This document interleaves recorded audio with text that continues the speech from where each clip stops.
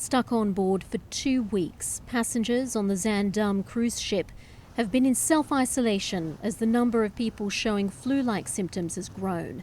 In increasingly difficult circumstances, vacationers have sent desperate messages of help, waiting for news and coronavirus test kits. They have zero contact with the outside world. Everyone's confined to their cabins, and the only contact they might have is with their lunch tray, which is served to them at different times, but they don't see anyone at all.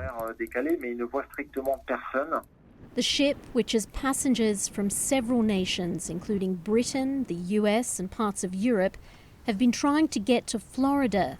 The Dutch-owned operators came up with a plan to transfer hundreds of the healthy passengers to its sister ship, the Rotterdam. Now, in an about-face, Panama is allowing the Zaandam passage through the canal, but it still remains unclear what will happen to either ship after that. Even if cruise ships manage to reach their destination, some are struggling to find a port that will take any vessel as the pandemic spreads. The Coral Princess has no cases on board, but is now heading to Fort Lauderdale after being denied entry several times.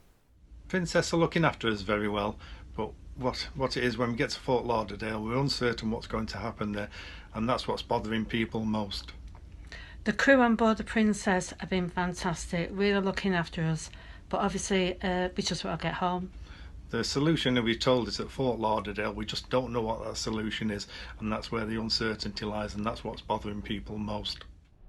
As the situation has grown increasingly desperate, some have been allowed to dock because of medical emergencies among sick crew and passengers, including respiratory illnesses.